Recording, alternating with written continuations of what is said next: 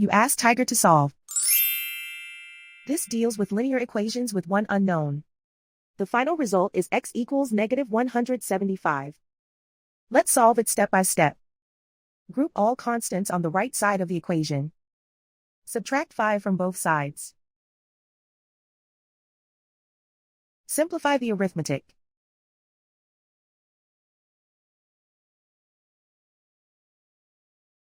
Isolate the x. Multiply both sides by 5. Group like terms. Multiply the coefficients. Simplify the fraction. Simplify the arithmetic. And so the final result is x equals -175.